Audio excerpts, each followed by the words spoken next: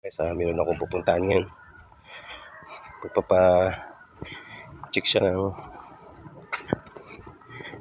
metro ng Meralco. Kasi gawa ng yung dating nangungupahan, binaklasan ng metro ng Meralco. Gawa ng hindi nakabayad. So ngayon, papa-reinstall sila. Panibagong permit sa Meralco para makabitan sila.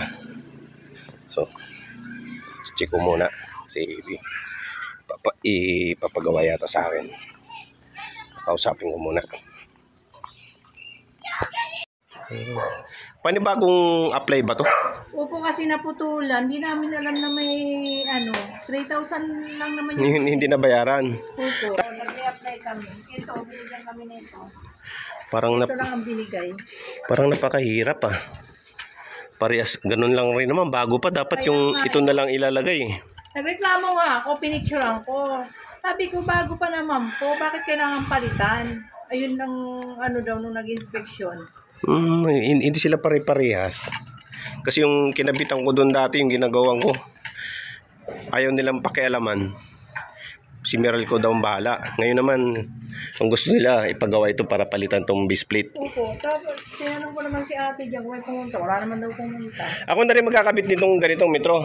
Walang binigay kasi... Pagkabit nito, yun lang. Pupunta sila para inspection uli. Opo, hindi ko...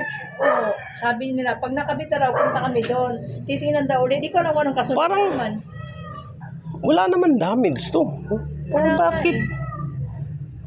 Ang gulo magkakaiba-iba kasi ng area eh. Nakita ko na kasi ito, sabi ko okay naman siya eh. Wala pang ating damage.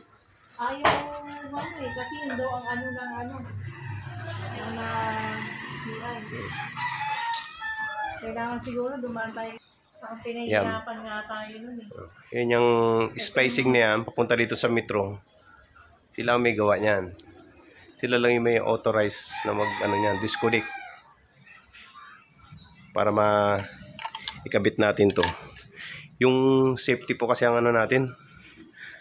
Kasi pag baklas ko nito, may power itong line side. Yan dalawang wire na yan, may power yan. Bago ko mabaklas yan para mailagay ito, di-disconnect ko muna doon. Ay kung ayaw nila ipagalaw yun, putulin ko yung linya.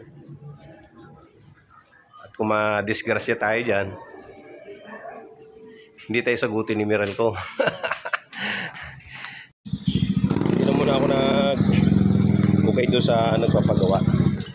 So, babalik sila kay Meralco. Kasi, ang iniisip ko pa dito doon sa gagawin, yung safety. Yung safety ko. Para sigurado. So, babalik sila doon. Tatanong uli sila, kakusapin uli nila. So, kung ano may mapag-usapan nila, may message uli sa akin. So, yun muna.